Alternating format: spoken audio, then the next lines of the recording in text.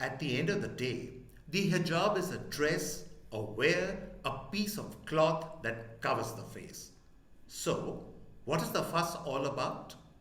The polarization that we see all around us is because what we wear defines us, identifies us, labels us. Look at the irony of the wheel of time. The generation that smoked pot, burned bras, and believed in Woodstock and wore blue jeans and came to be known as liberals have today come out in support of the hijab. So, was this a generation of false prophets who misled us over the decades advocating liberal values? Or do we all have a fanatical and an extremist side to us which we are no longer afraid to showcase to the world? The hijab debate has thrown up so many questions, but staying away from religion and all that stuff, I want to today raise questions on identity, liberalism, and its opposite, fanaticism. Hi, and welcome everyone to the CAA show. CAA, as all of you know, is Conversations and Analysis, and my name is Juggi Bhasin. The CAA show is a forum for debate and discussion of all the hot button issues of our time. We urge you to subscribe to our show by pressing the big red button on the right hand side of your screen. Join the League of Thinking Men and Women. Subscription is, of course, completely free. So, in the 60s, an entire generation of young people rebelled against the established order, against orthodoxy and the Vietnam War. There were protests on the streets in European capitals, in the United States, and even in India. The peace sign, the symbolism of the flower children, and even blue denim became the visible symbol of protest. Apparel, therefore, certainly plays an important role in assertion of identity and amplification of causes.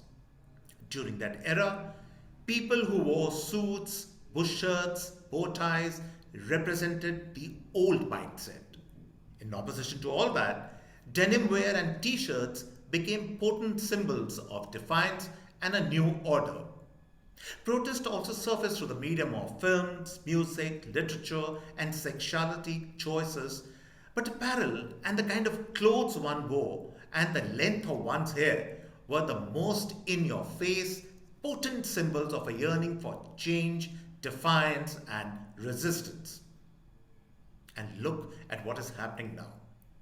Apparel and a particular kind of dress, that is the hijab, are being used in the new century, in the year 2022, to show defiance and resistance against authority, the established order, against the current political dispensation.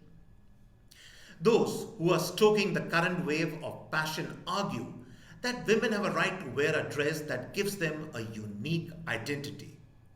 Also, in common with earlier times, there is a deep desire to upset the established order, codify new rules, and bring in a kind of a state of being of my way or the highway. Anything less is unacceptable to the protesters. These are attributes that the hijab protests have in common with the liberal protests from many decades back. But the radical point of departure of these protests with the earlier wave is that these protests are being orchestrated to bring back hideous orthodoxy, whereas the early protest, that is in the 60s, was a genuine liberation movement to free young people from the shackles of conservatism, orthodoxy, and tradition. The hijab protest threatened to take back women back to the Middle Ages. The 60s protests, especially the bra burning movement and the abortion debate, empowered women to come to the realization that they knew their body best, and it was for them and them alone to make choices that either adorned their bodies or health-wise impacted them. Even though the current wave of hijab protests in India is raging in the name of women, the entire movement is the brainchild and handiwork of the worst kind of orthodox, extremist men and clergy who are shackling women even more, taking them back in the dark ages, and at the same time using them, or rather hijab, as a tool of social and political disruption. A picture, they say, is worth 1,000 words. The face and what adorns it or distorts it is a mirror to the soul. The hijab then is not a medium for identity or empowerment. It is a tool to keep women in check, stifle their aspirations, shackle them from expressing themselves, and in a physical and aesthetical sense, straitjacket them in orthodoxy and serve the will and commands of men. The irony of the current protest is that it is wholeheartedly supported by liberals and even some well-known feminists who give the specious argument that this protest is about the right to education. The movement has been triggered in schools and colleges, not for educational purposes, but creating an extremist cadre across the southern states in India to function as force disruptors to be used anytime for political and religious aggrandizement. The welfare and the genuine emancipation of Muslim women is furthest in the minds of the leaders of the movement who operate behind the scenes in the shadows. And lastly, spare a thought for a generation that will grow up wearing hijabs. Do they even realize how their job prospects will be jeopardized when they step into the market? The liberals and feminists who support them today have all made their careers or earned their money.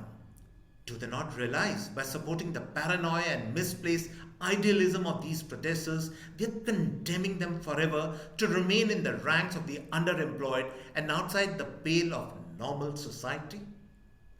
How could someone who says he or she is genuinely liberal be so myopic in lending support to such extremism?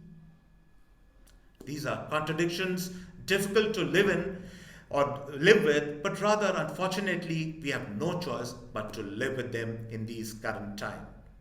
So, on this note, I come to the end of this episode of the CAA show, and I hope you enjoyed this particular episode.